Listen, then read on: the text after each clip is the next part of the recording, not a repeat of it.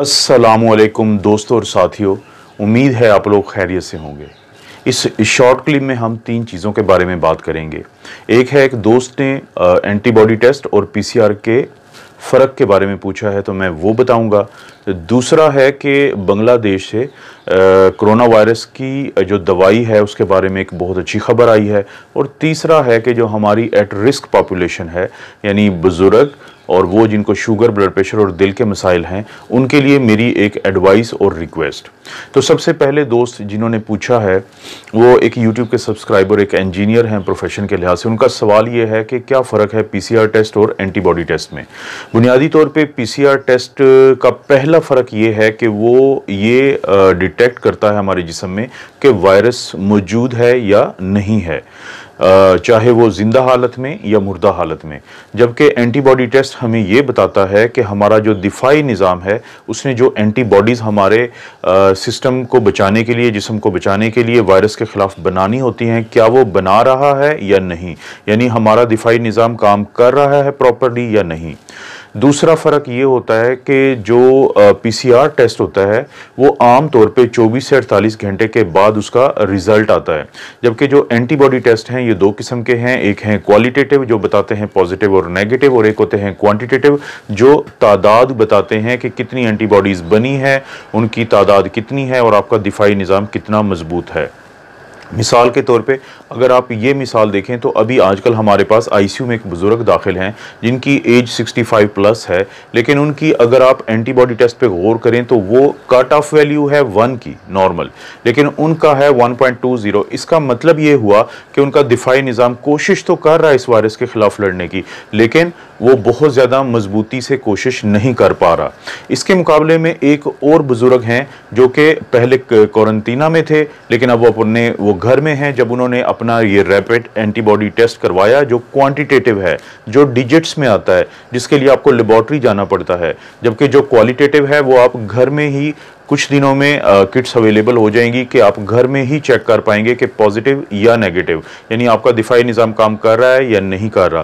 तो इन बुज़ुर्गों का जब आप एंटीबॉडी टेस्ट पे गौर करते हैं तो यहाँ पे आप देखते हैं कि वैल्यू बहुत अच्छी है, 99 है।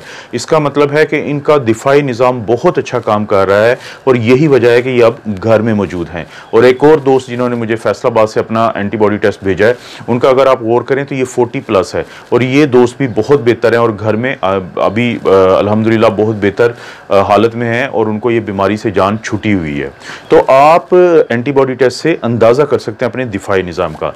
इसके अलावा एक और फ़र्क ये है कि जो पीसीआर टेस्ट है वो नाक या गले से स्क्रीशंस लेके किया जाता है, अगरचे ब्लड से भी मुमकिन है लेकिन उसमें बहुत दिन लगते हैं तो उसको नहीं किया जाता। जबकि जो एंटीबॉडी टेस्ट है उसके लिए सिर्फ आपका ब्लड चाहिए होता है। अगर आप लेबॉर्ट्री जाके करवाते हैं तो क्वांटिटेटिव यानी वो डिजिट्स में बताएंगे, उसके लिए वो ब्लड का सैंपल लेंगे। लेकिन अगर आने वाले कुछ दिनों में, क्योंकि ये किट्स घरों के लिए अवेलेबल हो जाएंगी, तो सिर्फ आपको शुगर की तरह एक ड्रॉप इस पर डालना होगा और वो आपको अगले 15 मिनट में बता देगा पॉजिटिव या नेगेटिव। और ये तो है एंटीबॉडी टेस्ट के सिलसिले में एक सवाल का जवाब। इसके अलावा एक अच्छी खबर जो बांग्लादेश से आई है, कुछ दिन पहले मैंने एक वीडियो बनाई थी कि जो गिलियड कॉरपोरेशन है, फार्मास्यूटिकल कंपनी अमेरिका की, जिसने कि पाकिस्तान, इंडिया और बांग्लादेश की कंपनी से मुआहदा किया है ताकि वो रेमडेसिविर जो दवाई है, इसकी जो वैक्सीन नहीं है वो दवाई है इसके ख़िलाफ़, कोरोना वायरस के ख़िलाफ़, तो मुकामी तौर पे ये तैयार की जाएगी और पाकिस्तान में फिरोज सन्स ने भी उस मुआहदे पे सिग्नेचर किए हैं। तो अच्छी खबर ये है कि बांग्लादेश की जो कंपनी है उसने अब ये, उसका नाम है बेगिस्मो और फार्मास्यूटिकल, और उन्होंने ये बेमसेविर के नाम से ये दवाई बनाना शुरू कर दी है, मार्केट में उन्होंने ये लॉन्च कर दी है और इसकी वहाँ पे मकामी जो कीमत है वो 6000 टका, जो पाकिस्तान के 11,300 रुपये बनते हैं, वो शुरू किया है। तो उम्मीद है आने वाले 1 से 2 दिन में पाकिस्तान की जो कंपनी है फिरोसन, वो भी एक ये दवाई लॉन्च कर देगी मार्केट में। इस दवाई का बहुत ज़्यादा फ़ायदा है। ये हॉस्पिटल्स के सेटअप या घरों में इंजेक्शन की शक्ल में उन मरीज़ों के लिए जिनको अगरचे ऑक्सीजन की ज़रूरत हो लेकिन वो अभी वेंटिलेटर पे ना गए हों और उनको कोविड नमूनिया हो, तो उनके लिए इंतहाई कारआमद है। तो उम्मीद है कि ये दवाई जैसे ही मार्केट में आएगी तो इसका बहुत ज़्यादा इन मरीज़ों को फ़ायदा होगा जो कि आजकल दाखिल हो रहे हैं।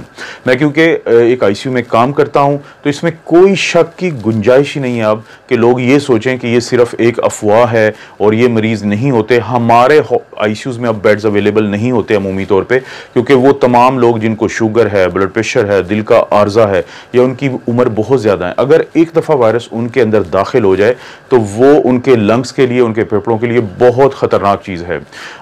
जो मैं रिक्वेस्ट या एडवाइस करना चाहता हूँ वो मैं ये बताता हूँ कि गुज़िश्ता दिनों जब हमने एक मरीज़ को रिसीव किया जिनकी उम्र 54 थी और वो डायबिटिक और हाइपरटेंसिव हैं, तो अगरचे हमारी कोशिश है कि वो वेंटिलेटर पे ना जाएं और अभी हम उनको वेंटिलेटर के अलावा मुख्तलिफ ऑक्सीजन तरीक़ों से दे रहे हैं, मसलन बाईपैप और ये मुख्तलिफ हमारे तरीके होते हैं, और अभी तक वो पेशेंट वेंटिलेटर पर नहीं गए।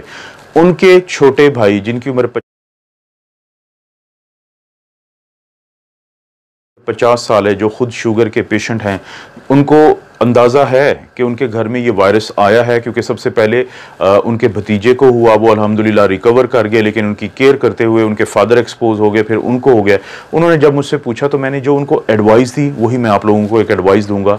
जिन लोगों को रिस्क हैं, जिनकी उम्र ज़्यादा है, जिनको शुगर है, ब्लड प्रेशर है, दिल का आर्जा है या उनको कोई और बीमारी है, अब ये बुनियादी तौर पे आप और वायरस के दरमियान पूरी गेम है।